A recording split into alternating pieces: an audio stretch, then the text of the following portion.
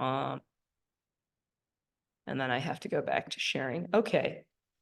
All right. So for those of you who are just getting this video sometime in the future, we're just going over the Canvas platform.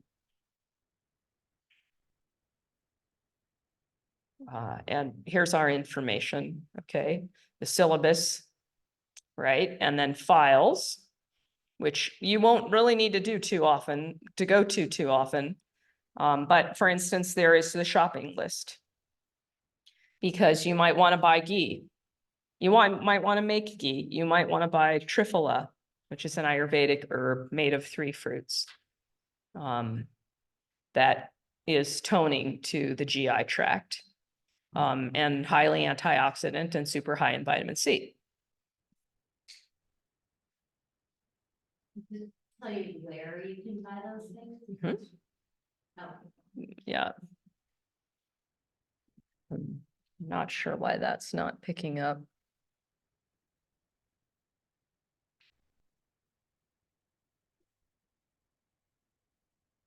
Offer a little reflection as you click through the platform, as you look at the shopping list. It may seem a bit overwhelming that if you've never tongue scraped before, it's like, what have I gotten myself into? There's like too many moving parts, but let me offer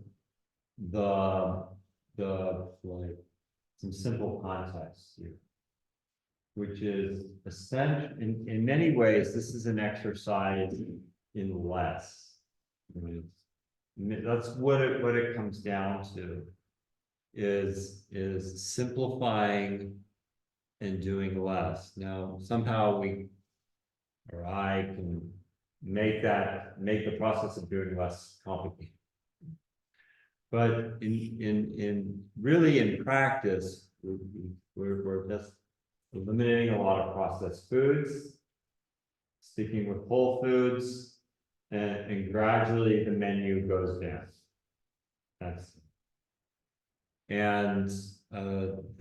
When we hit the liquid phase, if that's you, water's an obvious, the recipe there.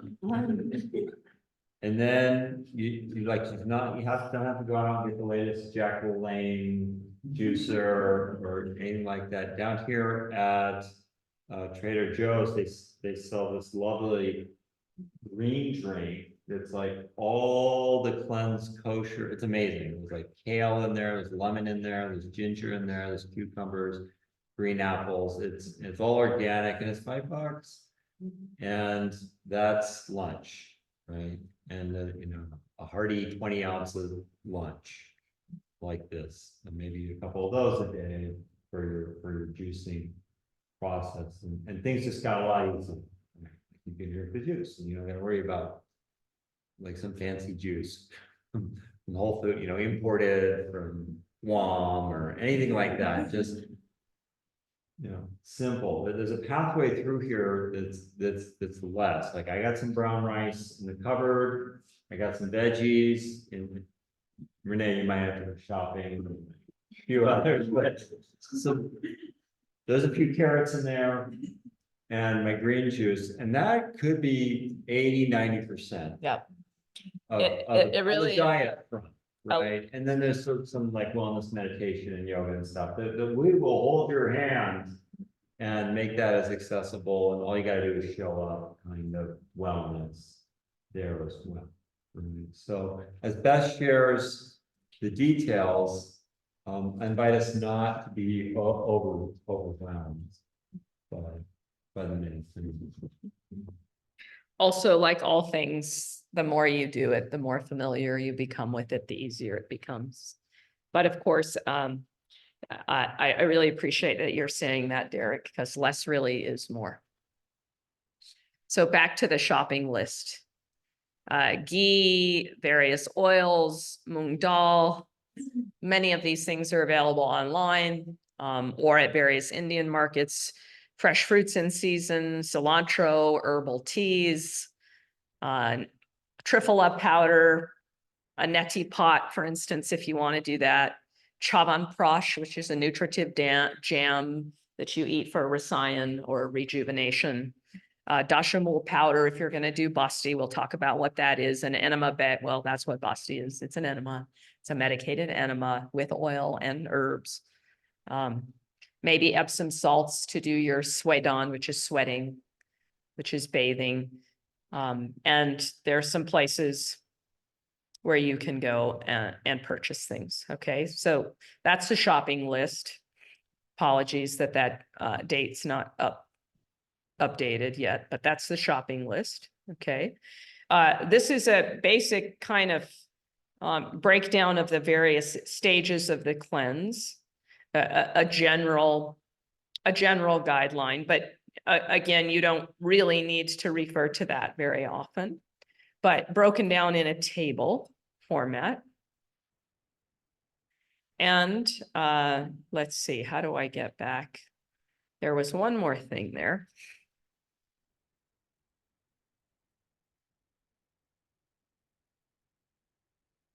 That was it. I think it was just the image was the other thing.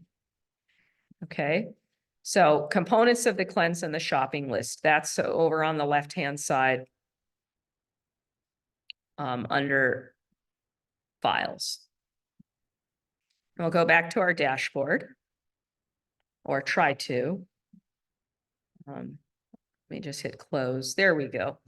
We'll go back to our dashboard, and here's really where the rubber meets the road each day, is in the various pages. Okay, so we're starting on April 1st. Basically, what's happening, you can see, is elimination diet. And the next day we've got an online yoga practice, and we keep the elimination diet. We eliminate a few more things. And that goes on. And we go into just khichdi for a couple of days. And then there's our deep cleanse. And then on Monday, we break our fast. And then we have a few days of rebuilding ourselves. So let me jump in here and just say, we'll click on day 1. Okay, so officially, formally, we start the cleanse. Morning practices, I have some suggestions about very first thoughts of the day. I like to use the simple thought, 24 brand new hours. But I also have another practice, just laying in bed, where I just put my hands on my heart and I recollect. I remember, as Derek was saying, all of the blessings that I already have, that I'm already surrounded by. People who love me, people I love. My doggy's right there usually, right? I've got the trees, the little green things outside are coming back. I've got ancestors. I've got a spiritual lineage. I've got my health. You just fill yourself with those things first thing in the morning. Rise, get up, use the toilet, brush your teeth, tongue scrape if you're going to do that. And so there's a link there. And if you're not familiar with that practice, you click on the link and it gives you basically the description about how you do that. I don't have a link in there where you can buy that. But you can buy, I'll just tell you right now, you can buy those at Whole Foods. You can buy them at Vitamin Cottage, and certainly you can buy them online. Banyan Botanicals is my supplier of choice for Ayurvedic herbs. So that's how it goes. Tongue scrape and oil pulling. You don't know what oil pulling is? That's a little bit of oil in your mouth. Just swish, swish, swish for about 5 minutes. And that's going down. And that pulls a whole bunch of bacteria out of your teeth, out of your gums, out of your mouth. You do not swallow it. You spit it out, you rinse, etc. You can put it in the trash. You can put it down your pipes if you run hot water down your pipes also, or at least I do. Maybe you've had trouble with that. Okay, so we're still in the morning of the first day. We start a practice called oleation. That's drinking oil to start to lubricate the channels of the body so that the ama, which is the general word for toxicity, you could say not completely digested food that your body hasn't completely broken down or eliminated, that has a tendency to sort of coat the cells the wall of the cells, get stuck in the GI tract, in excess can deposit into the joints, etc. We start to lubricate that. We have 4 days of oleation where we're drinking increasing amounts of ghee or warm coconut oil or any kind of vegetable oil, really. Okay. And it's not particularly fun, I'll be honest, like 4 ounces of ghee is like that. And it's like, well, you don't do this practice if you don't have a gallbladder. Okay, but otherwise, you take it on. And there's even a recommendation if you want tikta ghee. Tikta is an incredibly bitter Ayurvedic herb, superb for cleaning out your liver. You could bother to go and buy that if you want, but you don't have to. So, and then if you shower in the morning, you can maybe do a practice of Abhyanga, which is self-massage with oil. The link is there. You don't have to do all of these every day. You can do what you choose, what you have time for in the morning, and then do your sadhana. Some recommendations are there, including Agnisar. That's really important with the cleanse, is moving your guts around a lot. That's a really important one. But also all of the energetic cleanses are good. I'm realizing now I have one that I do, and I don't have it in here, where you breathe in light. We did it the other day, where you breathe in light into the upper body, washes up over the third eye, expands in the heart. And then you visualize kind of like mud flowing down your arms into the earth. Energetic cleanses of the energetic body, which all pranayama and meditation is anyway, but that's a kind of deliberate one, But any of them that the 4 purifications, if you just do that, you'll be doing superb, superb. Okay, and then dietary changes for the day. Right, today we eliminate processed foods such as sugar, coffee. We actually don't eliminate coffee on the first day necessarily. I need to update that. Alcohol, recreational drugs, eliminate all known food allergens. No sweeteners except local honey during the cleanse, unless you make the electrolyte drink, which comes later, which calls for maple syrup. Apple juice, any amount of apple juice is always good, because if you happen to have any liver stones or gallstones, they get softened because of the malic acid.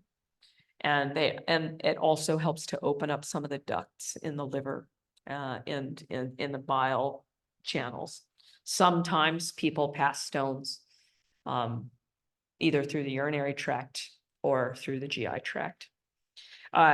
Try not to eat when you're hungry. Notice the urges happening. This is just like yoga. It's also mental training. It's also noticing your mind, noticing yourself reaching for, noticing that you're having a craving, and just noticing, not necessarily indulging in it, not identifying with it, stepping back, creating that little bit of space to observe, oh, there's that habit again. Ha! How cool. I can see it clearly, or I can begin to see it clearly and make different choices. Okay, so dietary changes. So we are asking you, when you're eating 3 meals, to follow the Ayurvedic general protocol for a relatively small breakfast, a relatively large lunch, and a relatively small and early dinner, so that you can begin some real overnight fasting, intermittent fasting. And that's what's recommended every day anyway, according to Ayurveda. And towards the evening, we're asking you to, reduce your screen time, your media time, to be with your family, to be with your animals, to reduce the light, to read a book, to meditate, to put your legs up the wall, to prepare for sleep, for all of those beautiful, nourishing things. Okay, and we go back to view all pages. And then we've got day 2. More or less the same, except for there's your link for the Zoom online yoga if you wish to join, and the meeting ID. If you don't wish to join, please do your own sadhana. Dietary changes include continue to abstain from the foods you took out yesterday, and now eliminate gluten, eggs, and dairy except for ghee. Eat 2 to 3 meals per day of simple, clean foods, such as bean and veggie soups, cook vegetables with ghee and salt, cooked grains, salad greens. Just eat simple whole foods. right? Again, try not to eat when you're not hungry. And stay the course. All right, and in short, that's how it goes. I'm gonna skip to day 5. Okay, by day 5, we're still keeping some of the practices that if you want to do. I didn't put neti pot in here. I could, if anybody does neti pot. I do have a link. I could link it. I could put that in there. Here we're, by this time, we're asking you not to take food after 6 p.m. so that the intermittent fasting can really kind of kick in, and to potentially start Triphala tea. And there's a link to Banyan Botanicals.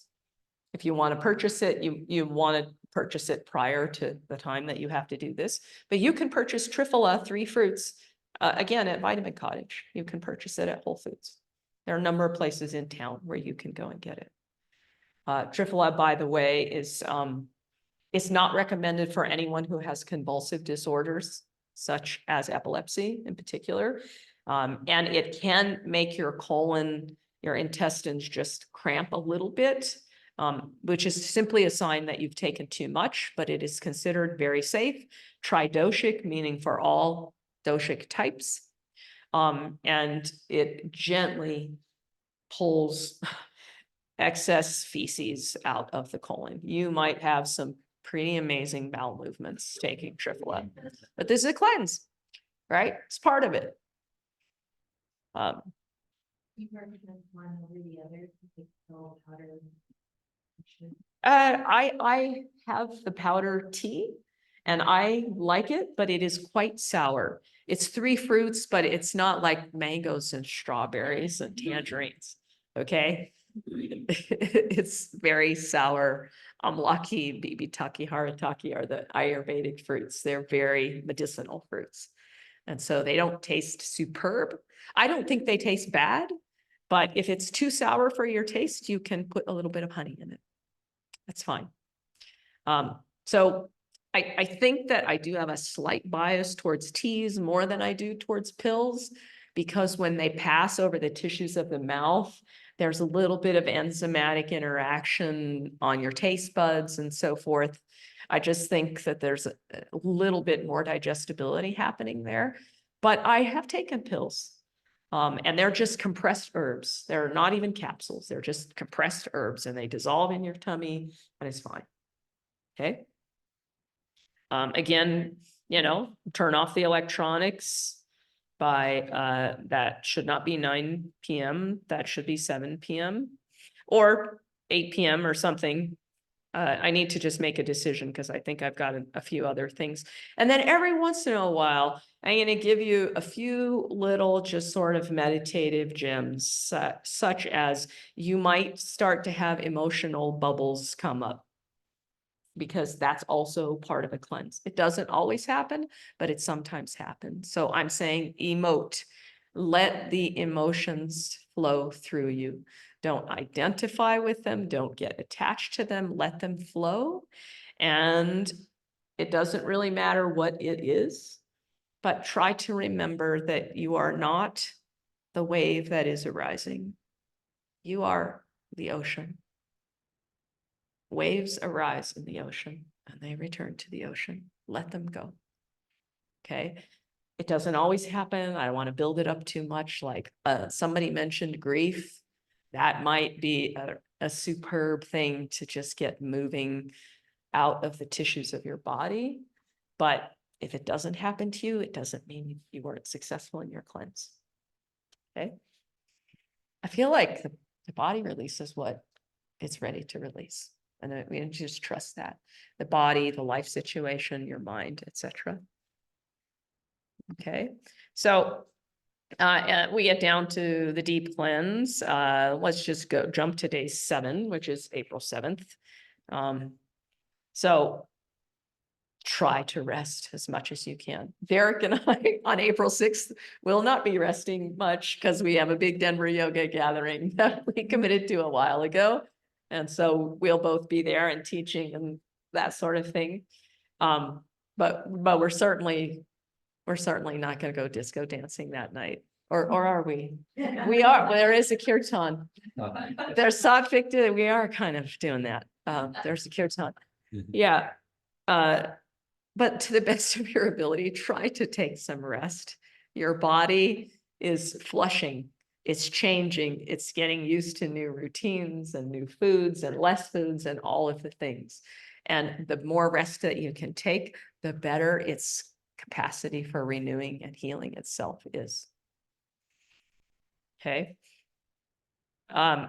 Here the dietary changes are, water, green drink, and if you must eat, please eat khichdi, kind of watery khichdi. All right, and we got a good recipe for you. Hopefully you'll get very good at making khichdi, and hopefully you like it. I find it really tasty. It's definitely one of my comfort foods. And I don't eat it only during a cleanse. You might want to continue taking triphala, for instance. So this is how it goes. I'm looking at the clock. It's 8:13. What we break the fast on Monday, April 8th. I will go over that because when you do break your fast, if possible, we'd love it if you could break it in during the midday around noon. And if you could break it with something called kanji, and kanji is just rice, plain, ideally organic, basmati rice that is watery, kind of like a gruel, and is seasoned just with ghee and salt, maybe a little black pepper if you want. The simple, okay? Because you need something very easy to digest after you have given your GI system a real break. Okay, so you don't want to shock it too much. And we're also going to start taking probiotics. By the way, if you take triphala is also a prebiotic. It's supportive of the gut microbiome if you take it. And basically the same thing, but now you may do basti if you want. You can do 1 to 3 bastis between now and the end of the cleanse. Basti, I'll click on that. A little bit more of a commitment for sure, because you gotta, there's the instructions. You've got to go get an enema bag. There's a website, it's called enema.com. It's a very interesting place to go explore. I myself, and by the way, they send you everything discreetly. I just go to Walgreens and I buy a hot water bottle that's made out of latex and it has a rubber hose and it has a clamp on it. And that's what I use. So in short, basti is where you take about 4 cups of tea, ideally, if you don't have to do it with tea, but I do. And that tea is dashamul, 10 roots. Okay, I have a little extra. You had a little extra. You have some. You could also buy it at Banyan. That's a little harder to find at Whole Foods. I don't think you can get it there. You would have to order that online. 10 roots. Okay, so you concoct the tea. You strain it so there's no more herb, powdered or cut herb in it. So it's just liquid tea. You put it in the blender with a cup of oil, ideally sesame oil. And then you turn on the blender and you blend until all the oil is emulsified through the warm water. You take that, and you do this in the evening, by the way. Take that and you pour it into your hot water bottle. Put the cap on it. Go into the restroom is where I do it, because you know how the heating duct usually keeps the restroom warmer. Is it's warmer in there, and I put a towel under my body. I put the enema bag up on the towel rack. You lay on your left side, lift your left leg up. You take the tip of the tube. You usually lubricate it with a little bit of sesame oil, and then up it goes. And then you lay there on your side and you reach up and you open the clamp of the hose, and the water just drains into the hose and into your colon, little by little. It's, well, the water, the tea and oil mixture. And of course, it goes up your descending colon and across your transverse colon. and then down your ascending colon. And when you feel like you don't have to take all 4 cups of fluid in your body, sometimes that's just way too much. You take what feels comfortable enough. You take the thing out of your anus, you lay on your back, and you massage your intestine, your colon, in reverse order of peristalsis. Okay, so this is the way you digest: up the right, over to the left, down, and then it curves around. Okay, so you massage in reverse order, about 5 minutes, something like that, several times, and then you go to bed. Okay, might want to stuff some toilet paper in your underwear just in case there's a little leak. It happens a little bit, it can happen. And you go to bed. And you stay in bed until you need to go to the bathroom. You will have a natural bowel movement at some time. You'll feel, I need to go to the toilet. And you get up and you go to the toilet. In some rare cases, it's actually the next morning, but most of the times it's like 3 a.m. or something like that. And you go and you evacuate all that stuff. And you won't have any way really to know this. You're just going to have to take my word for it. You will have taken out some gunk that has been stuck in your colon for a long time. And typically, if you only do that once, you will get extra stuff out. But if you do it twice, if you do it one more night, you wait a couple of days and do it one more night, that one is, because you're cleaner inside of the colon, that one is super nourishing.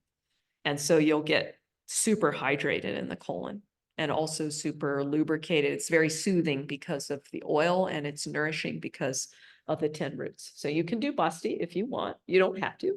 1 to 3 times during the Rasayan or rejuvenation period.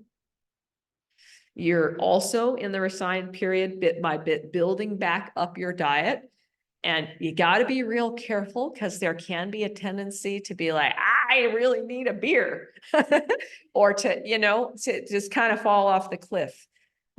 If you have a sense like you've been depriving yourself.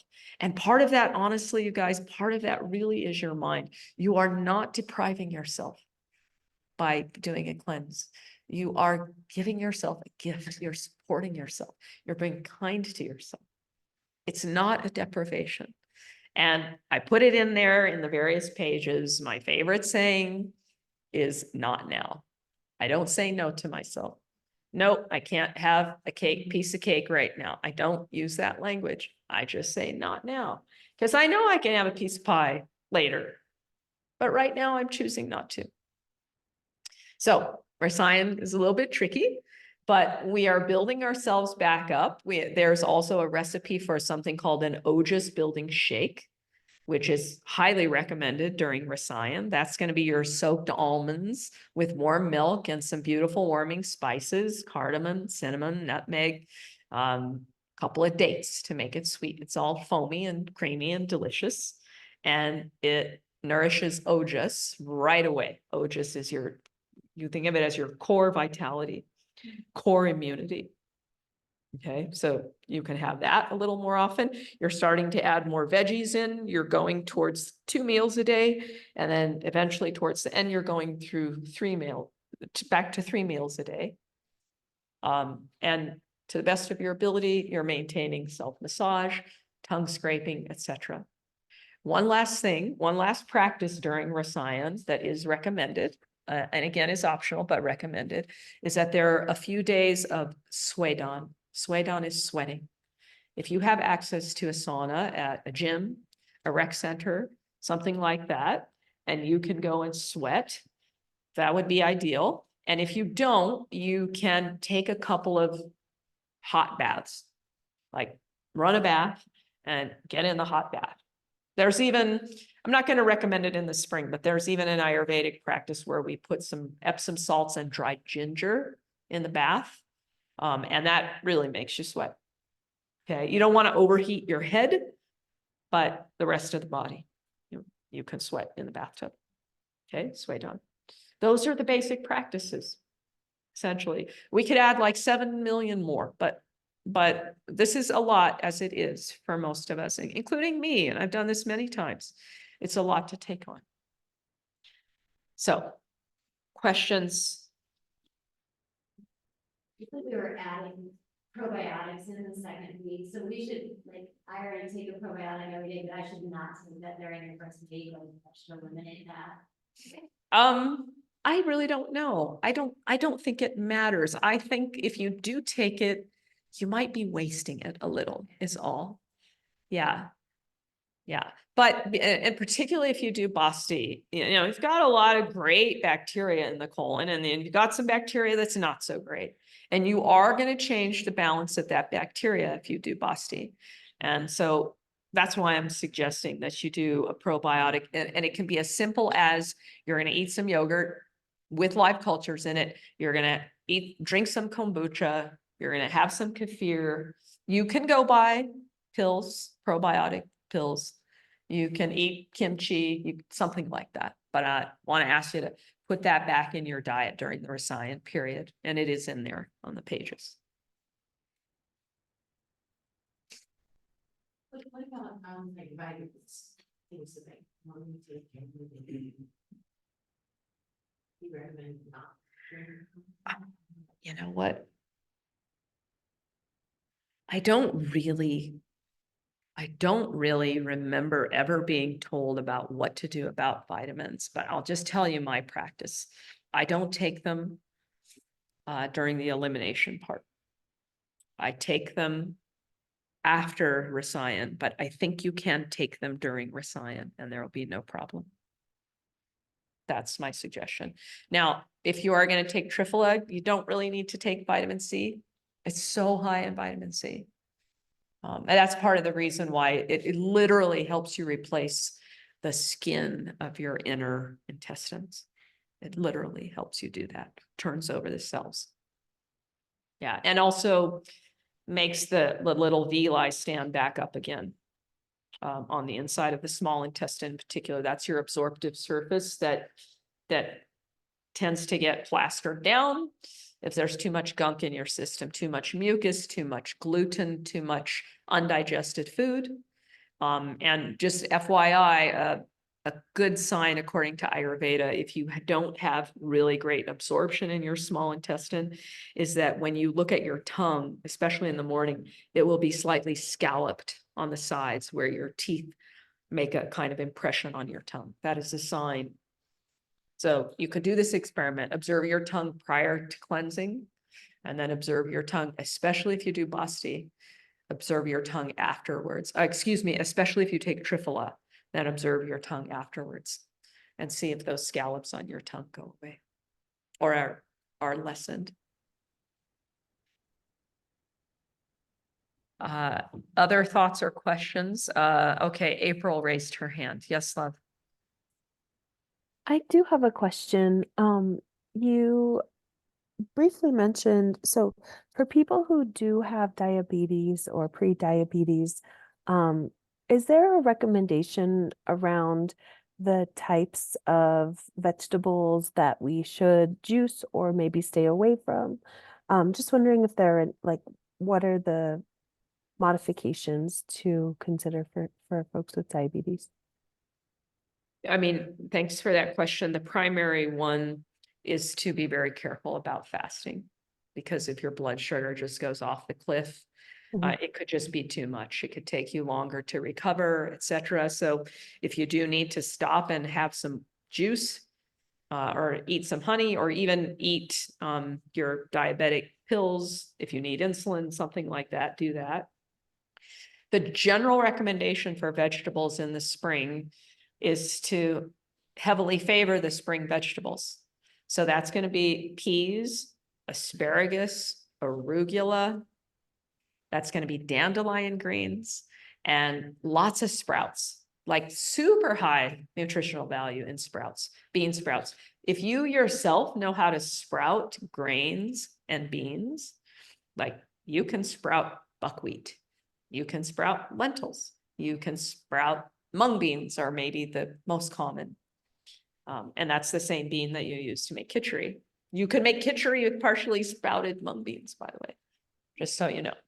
And they're highly, highly nutritionally rich. So I know that if people who are very diabetic are advanced diabetics, they probably try to stay away from potatoes and sweet potatoes and corn and even some squashes and the very highly starchy vegetables. But for the spring cleanse, we're not eating those so much. And in fact, some people would do well to completely eliminate all nightshades for the cleanse. That's the botanical family of plants that some people have allergies to. And they may or may not know it. It can often be just very mild or kind of subclinical. But that's your spinach, your white potatoes, tomatillos, all peppers. Well, so sad. Tomatoes. Those are the nightshades. Some people find that they do well if they just eliminate it. One way to find out if you have an allergy to nightshades, and really anything, is take them out. Take them out for a while. And then put them back in little by little. Same with wheat. That's common allergen. Same with eggs. Of course, peanuts, there are a number of common food allergens that you might discover throughout the process of this cleanse that you have. And by the way, if you like wheat and you're going to eat wheat, honestly, the easiest to digest, it seems a little counterintuitive because it's white flour, is sourdough. And the reason is because it's fermented. And fermentation helps break those protein bonds down in the gluten much more easily. It helps your body to do that. Yeah. Any other thoughts, questions? I will say that I am not feeling 100% confident that I have all of your emails. And I have to have your email to send you the right link for you to log into the right course on Canvas. So if somebody would pass around, if I have a pretty good read on you do, Yeah. okay, maybe I'll just get it from Derek. Not sure I have yours, but okay, it. all right, yeah. I will do that tonight. You can do some reading tonight. Don't stay up too late, please, and read, but I'll do that tonight. And if you would commit to just gathering the things that you need and want for your cleanse. Do not overwhelm yourself. If you've not done a Panchakarma cleanse before, I do not recommend that you take on everything. I would recommend that you listen to your body and see where the intuition's saying, like, yeah, that seems really good. I really want to try. Some people fall in love with Abhyanga, self-massage with oil. Just go real slow and you're kind of squeezing your own muscles, moving the blood through, helping detoxification to happen. And your oleation process, your drinking ghee, is going to help all of that be more effective. Is there Yeah. anything else? Yeah, on the software closing reflection here.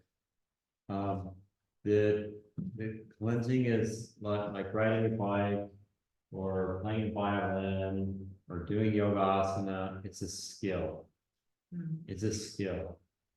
And it's a skill that we can get better. And it's a skill that you might be a bit out of practice with currently. And that's okay. So I found that it's helpful to give yourself a little latitude and maybe even hold a longer vision. Like, don't put all your eggs in this spring. Oh, I'm a cleansed God and I'm changing all these things about myself. And oh, you're watching YouTube. You know, like, get too invested in this, you know what I mean?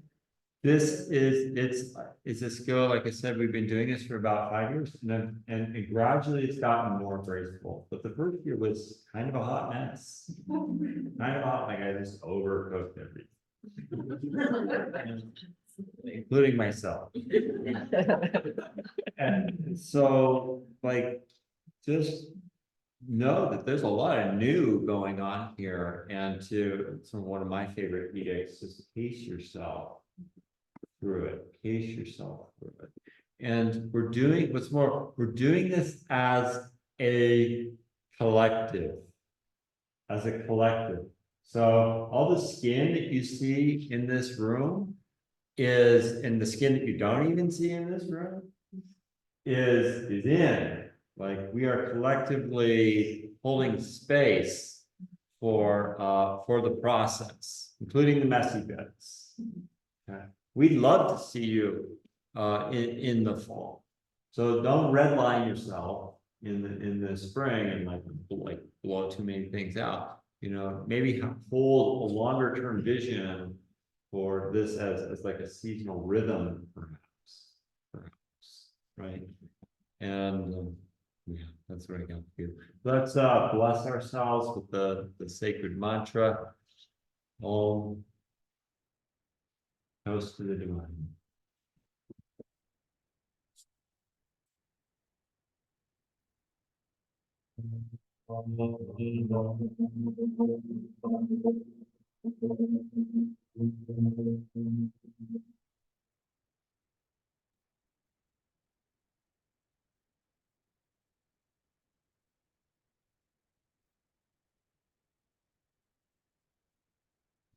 Thank you, Blessed Life, for this wonderful opportunity. Thank you, friends, for your willingness, courage, and sacrifice.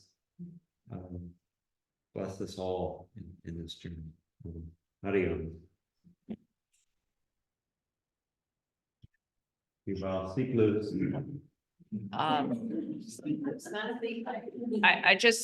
forgot to say one more thing in Canvas on the left-hand side, there is also a discussion board. Last time we did it, people didn't really participate in it much, but you certainly can go in there, add a comment, ask a question, share a poem, something like that. We'll be sending out periodic email kind of nudges to like, oh, here comes, big day coming up, let's look for this. Yep. Okay. Thank you, friends. Great to see us. Thank you, Beth. Thank you, April. Thanks, Derek. Bye-bye.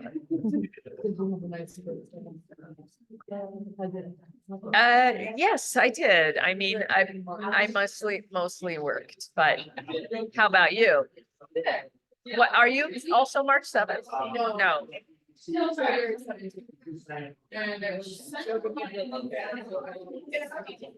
Yoga Nidra what? Oh, nice. Nice. Yeah, very So you just magical way of saying. very, very chill.